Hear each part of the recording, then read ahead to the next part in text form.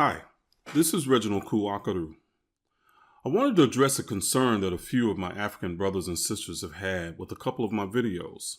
I've made a number of videos connecting African spirituality to Kemetic spirituality.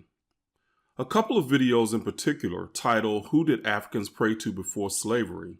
and "Were Africans Being Arrogant When They Made the Statement, We're Gods?" tend to get some negative comments from a few of my African brothers and sisters. Invariably, I will get accused of trying to say all Africans are the same. I get it. I understand that on a continent of over 1 billion people that there are naturally differences. That's just common sense. So I'm not trying to lump all Africans into one pot, so to speak. But it's also common sense that within the same regions, people will share many cultural similarities. They're naturally connected by climate, geography, and their experience of those conditions. As a social studies teacher for many years, I taught these ideas to my students. It helped them to understand humanity, their cultures, migration patterns, what will cause them to migrate, their response to environment, and how humans would modify their environment. Yes, humanity has differences that make each aspect of humanity uniquely beautiful, which of course includes Africans. But deep down, what we share most intimately is our soul-level connection. When we really get down to it, our deepest and most intimate emotions that spawn fear and love within us individually are paradoxically the most universal for humanity as a collective. These paradoxes that connect us at the soul level are what is truly our humanity. These ideas are expressed within our spiritual systems. No matter where you go in the world, you will find spiritual ideas and concepts that are similar, but different in name only. There are experiences expressed in our spiritual systems that we share as souls having a human experience. This spiritual aspect of humanity is what I know through my studies that connect ancient Africans as well. The connections I make are done because of study and not just my opinion. It's not meant in any way to disrespect Africans. Before European colonization, Africa didn't have countries. In ancient times and now, there are, of course, natural cultural differences all over the continent. But at the foundation of any part of humanity is its connection to nature. The ancient indigenous people of the continent of Africa shared a reverence for the connection that expressed through its spiritual systems. So there's 3 main reasons I'm so passionate about Kemetic studies. Number 1, Kemetic spirituality is the source of Christianity, which is my childhood religion that had a major influence on my life. It's the only spiritual system that allows me to answer questions I had about Christianity, but could never get answers from people in the know.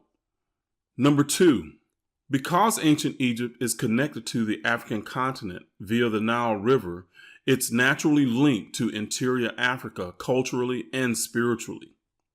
Number 3, as an African American, I have no idea where my roots are in Africa.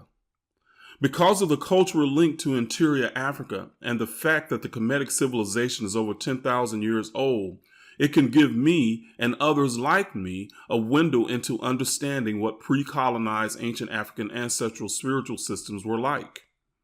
With that said, I want my African brothers and sisters to understand that even though I am not born on the continent of Africa, that I respect the lineage I share with you. As a member of the African diaspora in America, my connection to Africa is a source of pride and frustration. The pride comes from knowing that I'm connected to a great and wonderful people. The frustration is not knowing exactly which people because of the atrocity of slavery. So allow me to explain how all African spirituality is connected to Kemetic spirituality and share my research, logic, and reason. It's not to diminish the many beautiful cultures of Africa that I hope to experience very soon. All of us of the African diaspora share this atrocious heritage of having our culture mangled and stripped away in the name of God and being civilized from the perspective of Europe. It's with this understanding that I attempt to connect us by freeing our African minds from the grips of a religion that was a tool of colonialism and used as a part of psychological warfare on the minds of Africans and people of color all over the world. This religion has wreaked havoc on us down to our soul. It's so deep that the African diaspora regularly go to battle over our perceived differences. This has to stop. It's out of respect for us as a people that this former social studies teacher wants to help us celebrate the beauty and magnificence of the diaspora by highlighting the connection we share at a spiritual level, but also exposing the lies and deceit of a religion that helped rip us apart. We might be separated by oceans, but for me and many others of the African diaspora, we're connected in spirit. So with that background on why, let me now show you how the Kemetic spiritual system is logically and inextricably connected to all of Africa, and why we in the African diaspora can be proud of the influence our ancestors have had on humanity through what was stolen and twisted. Christianity is connected to ancient African spirituality by simple and documented facts. It took a fringe piece of the ancient Egyptian mystery systems from the Greek Gnostics and formed what we know as Christianity today. Because of this fact, we can logically say that Africa has had a major influence on Western civilization. But how can we say that Egypt has anything to do with the spiritual systems of Africa? We can say this because there is a very logical connection that Egypt has to interior Africa, the Nile River. During the height of white supremacy and racism in the early 1800s, Egyptian heritage was claimed by the European Egyptologists. This ancient African culture was so magnificent, they felt there was no way Black African people they had enslaved could have done such things. It had nothing to do with any evidence to the contrary, just the agreed upon opinion of white males with an agenda. Even though present-day Egypt is on the African continent, Egyptologists did their best to separate Egypt from Africa archaeologically and geographically. In years past, I was taught in school that Egypt was part of the Middle East. The idea only made sense to anyone that did not have any understanding of geography and how people and information naturally migrated within the continent and anywhere in the world for that matter. I'll remedy that ill-informed idea in this video. Allow me to explain. Throughout human history, cities and villages alike will crop up along the banks of rivers. If you look at maps anywhere in the world, many of the oldest cities are located along rivers and the mouths of rivers. In ancient times, of course, there were no cars and airplanes that could move people and goods. So they had to find ways to cover vast distances that require the least effort. So why did cities crop up along rivers? It's an easy answer. Because people that traveled on foot would stay near a source of water, and if they didn't want to walk, they could travel along the river in a canoe or boat. If you were an explorer, a river was also a natural way to retrace your steps so that you wouldn't get lost. Wherever explorers went in the world, they would find a river, and it would be their trail or highway they traveled on, so to speak. A river also made it easier to transport large amounts of goods. You could use a boat to pile more goods on to move long distances than you could with any domesticated pack animal. Scientifically speaking, moving goods on a river allowed less resistance and therefore less expenditure of energy. When you think about it, it's just common sense that rivers would be analogous to the arteries and blood vessels that would be the lifeblood that brings life and connect people and cultures all over a region.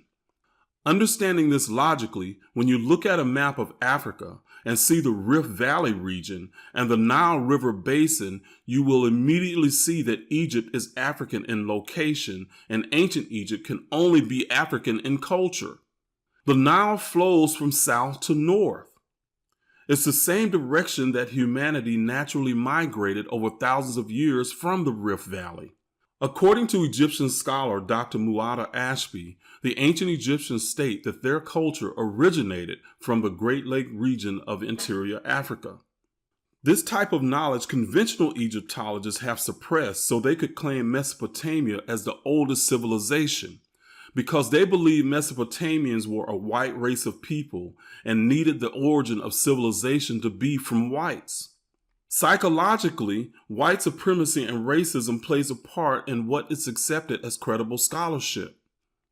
According to Dr. Ashby, in his book, The African Origins Part 1, African and African American scholars like Sheikh Anta Diop, Chancellor Williams, George G.M. James, John Henrik Clark, Yosef Ben Jochannan, and others have systematically challenged the views of the establishment but were denigrated and dismissed.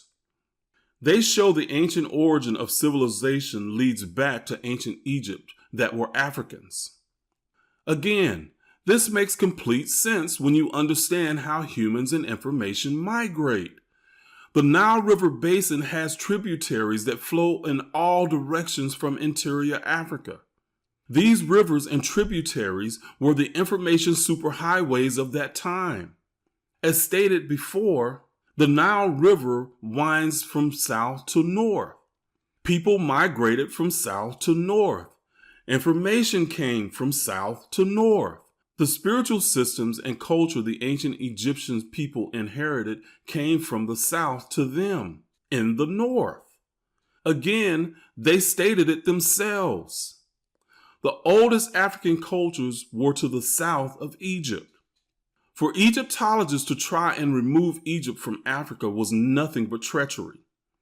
It was the arrogance of a system of white supremacy at its zenith.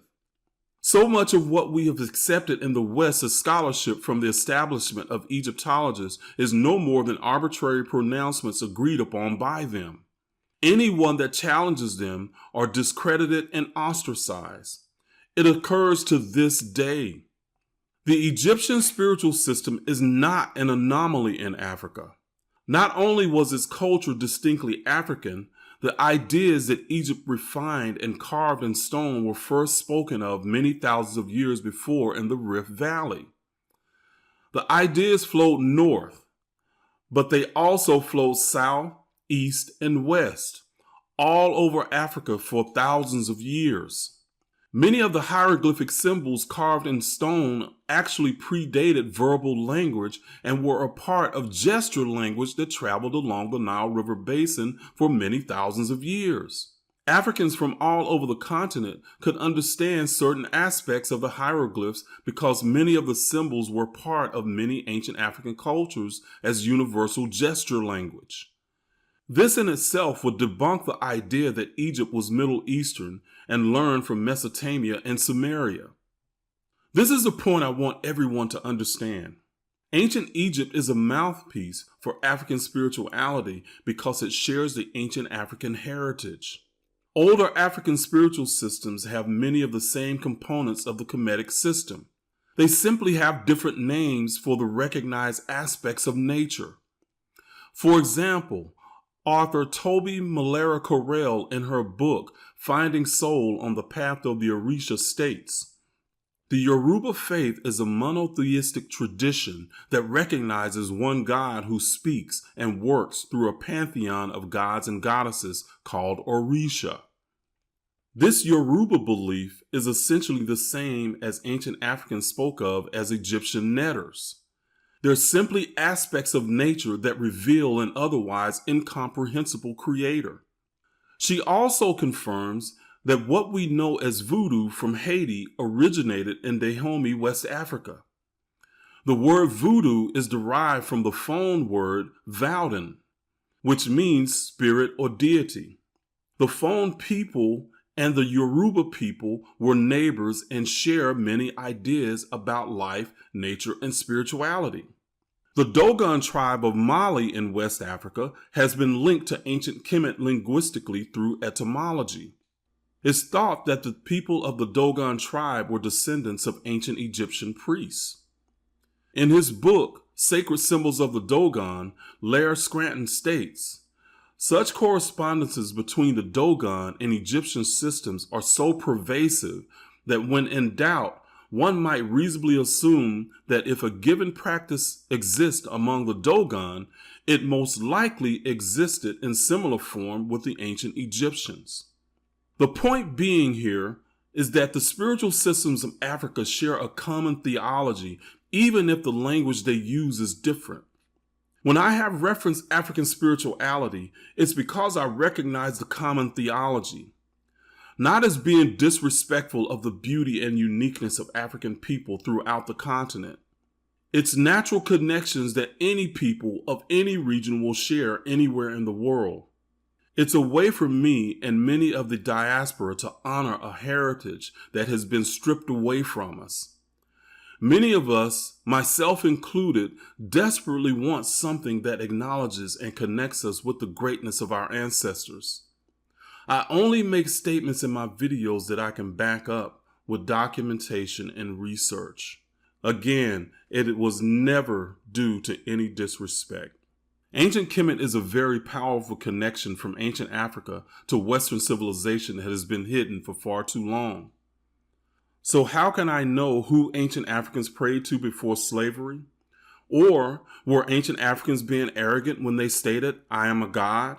It's simple. The concepts of the ancient Egyptian Kemetic spiritual system are an excellent way for you to understand African spiritual systems all over the continent because it's connected by heritage.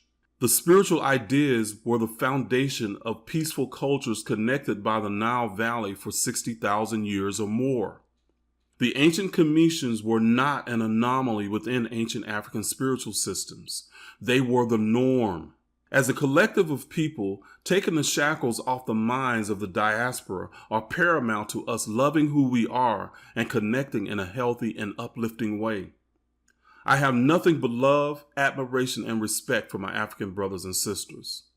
As a whole, humanity suffers a great deal from the negative indoctrination of Christianity. All of humanity must become aware and unlearn the misapplied concepts in order to shift to a higher level of consciousness that validates the connection we all have. This Kemetic knowledge can bring us all together through our humanity and as souls having a human experience. Thank you for watching. Please like, subscribe, and share with anyone who will be empowered by this knowledge.